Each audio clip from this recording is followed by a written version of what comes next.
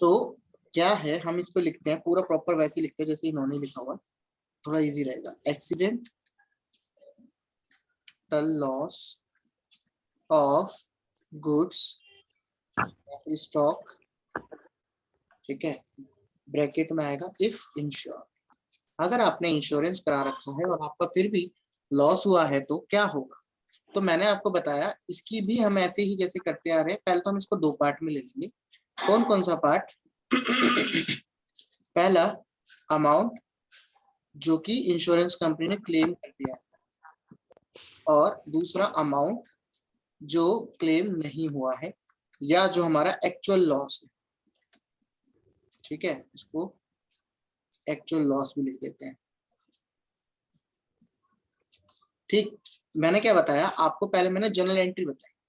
क्या हुआ, कोई 10,000 की चीज है, लॉस हो गया, पता है क्योंकि ये गुड्स और स्टॉक है तो ये परचेज में से जाएगा, तो ट्रेडिंग अकाउंट तो क्रेडिट होना ही होना है, यानी ट्रेडिंग अकाउंट के क्रेडिट साइड में जाना ही जाना। अब जाना किस नाम से है? दो नाम से जाएगा, एक तो लॉस ऑफ गुड्स, एक आपका आएगा लॉस ऑफ गुड्स के नाम से, ठीक है, दूसरा आपका आएगा इंश्योरेंस क्लेम के नाम से। ये दोनों ही अकाउंट से आएगा, insurance claim account debit, loss of goods account debit to trading account. ये मैंने आपको जनरल एंट्री बताई थी।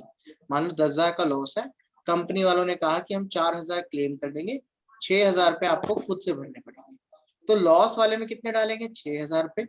इंश्योरेंस वाले में कितने डालेंगे? 4,000 रुपए। एक्चुअल में टोटल कितना डालेंगे हम? 10,000 रुपए। क्या यहाँ तक समझ आया? पहले ये बताओ, फिर इसकी उस पर आते हैं कि एडजस्टमेंट क्या है। Yes sir. चलो वेरी गुड।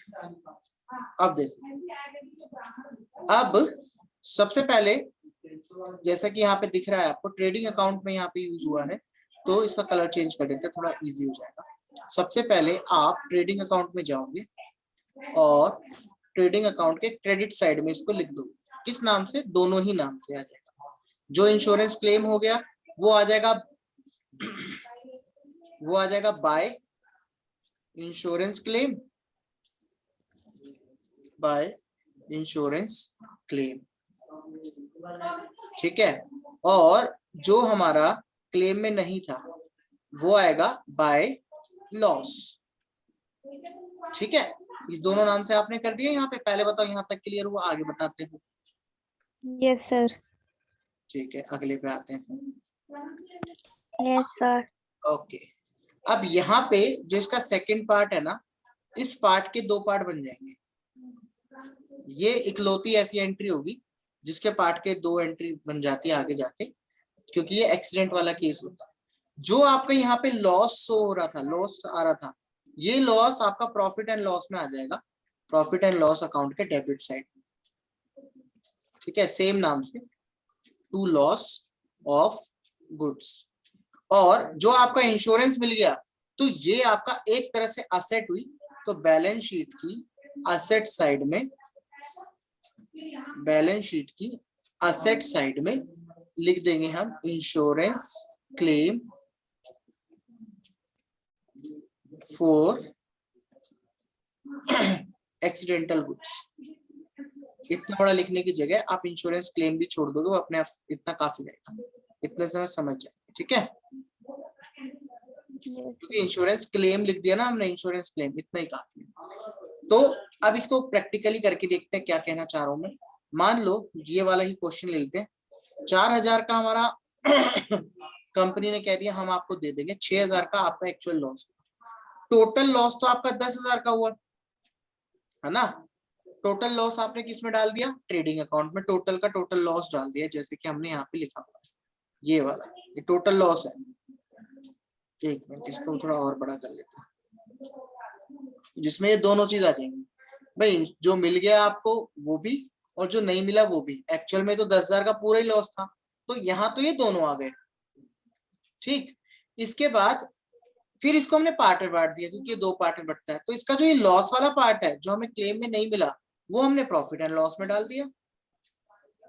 और जो हमारा पैसा मिल गया, किससे? कंपनी से मिल गया, इंश्योरेंस कंपनी से, वो हमने किस में डाल दिया? वो हमने बैलेंस शीट में डाल दिया। बात समझ आई? बताओ, बोलो।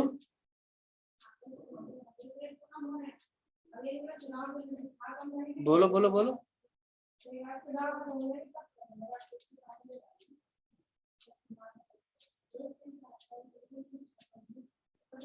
लीना आवाज आ रही है तो बताओ, समझ आ गया? इसको एक बार लिख लो और फिर जब खुद प्रैक्टिस करोगे क्लियरली समझ आ जाएगा। आवाज नहीं जा रही शायद। हेलो,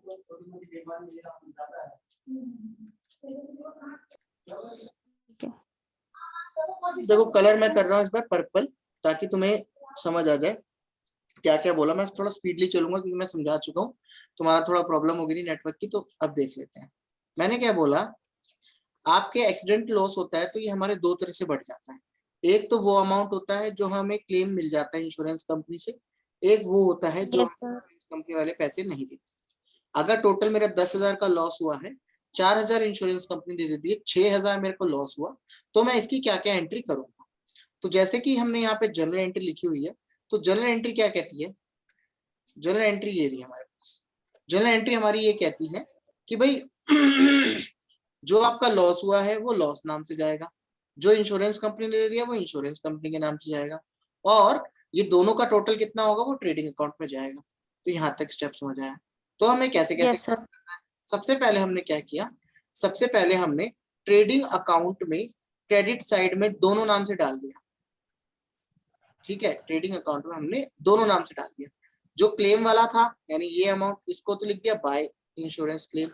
जो एक्चुअल लॉस था वो भी लिख दिया बाय लॉस, क्योंकि परचेज में से दोनों ही कम होने थे, तो ट्रेडिंग की क्रेडिट साइड में दोनों लिख दिया। पहला स्टेप क्लियर? Yes sir. दूसरा, क्योंकि ये दो पार्ट में था तो इन दोनों का अलग अलग ट्रीटमेंट होगा। येलो ही ले लेता हूँ आपकी बार में। अब दोनों का अलग अलग ट्रीटमेंट होगा तो वो देख लेते हैं अलग अलग ट्रीटमेंट कैसे होगा।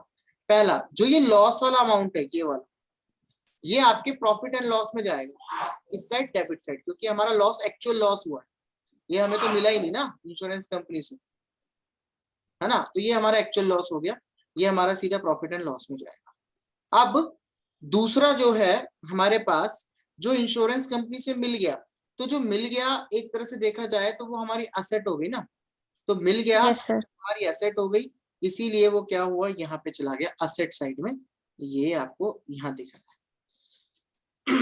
ठीक, तो इसकी इकलौता ऐसा पॉइंट हो गया जिसकी तीन जगह इंपैक्ट पड़ रहे हैं। पहला तो ट्रेडिंग में ही पड़ रहा है, दूसरा प्रॉफिट एंड लॉस में ही पड़ रहा है, तीसरा बैलेंस शीट में पड़ रहा है। ठीक, बैलेंस शीट में भी। Yes sir. ये आपका कंप्लीट हो गया एक्सीडेंटल लॉस बाय गुड्स और लॉस बाय फायर। इसका स्क्रीनशॉट ले लो क्योंकि अलग अलग कलर में है तो इजीली समझ आएगा, और लिख भी लो ताकि और अच्छे से क्लियर हो जाए।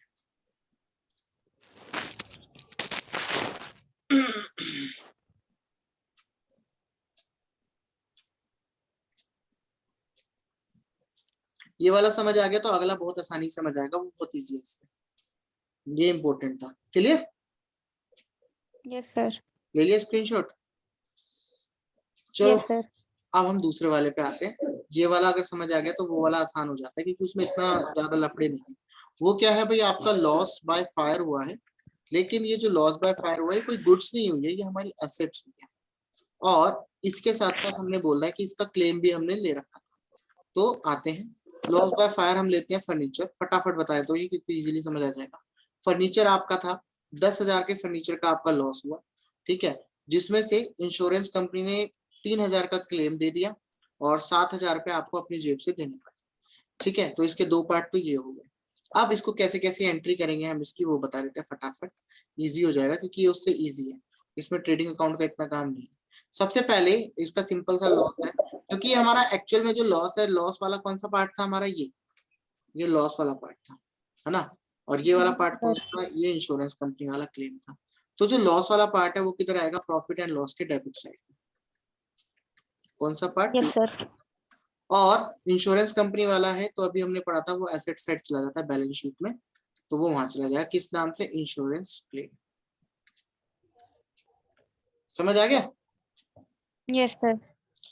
और इसके साथ साथ जो हमारा ये लॉस है, ये वाला लॉस, ये हमारा जो फर्नीचर का अकाउंट होगा एसेट साइड में, उसमें से माइनस भी हो जाएगा, क्योंकि फर्नीचर तो एक्चुअल में हाँ फर्नीचर तो हमारा एक्चुअल में गया ना, चाहे वो क्लेम मिल गया, लेकिन फर्नीचर तो हमारा गया ना, ठीक है। 7,000 का जो लॉस हुआ एक्चुअल, 3,000 तो आ गया रिकवर होके, 7,000 नहीं है। बात समझ आई? Yes, sir. इजी था ये वाला। Yes, sir. वो वाला अगर आ जाता तो ये वाला आसानी से आता। तो चलो इसी के साथ तुम्हारा ये चैप्टर पूरा कंप्लीट। अब तुम्हारी यूनिट 1 फुल कंप्लीट हो गई है, यूनिट 2 फुल कंप्लीट हो गई है, यूनिट 3 इंश्योरेंस, वो इंश्योरेंस वाली कह रहा हूँ आपका, वो है नॉट फॉर प्रॉफिट ऑर्गेनाइजेशन, और यूनिट 4 है आपकी कंसाइनमेंट अकाउंट, और अगला है आपका कंसाइनमेंट का जॉइंट वेंचर अकाउंट। ठीक, तो परसों तुम्हारा पेपर है तो कल की छुट्टी रख लेंगे, तुम तैयारी कर लो, है ना, कल या परसों तुम जैसा करना चाहो दोनों मिलके, क्योंकि उसके घर में भी सिचुएशन ऐसी है, तो 1-2 दिन रेस्ट ले सकते हो तुम, और अपनी तैयारी कर लो उसकी। देन 10 तारीख को हम दोबारा से कंटिन्यू करेंगे इसको। Okay, sir.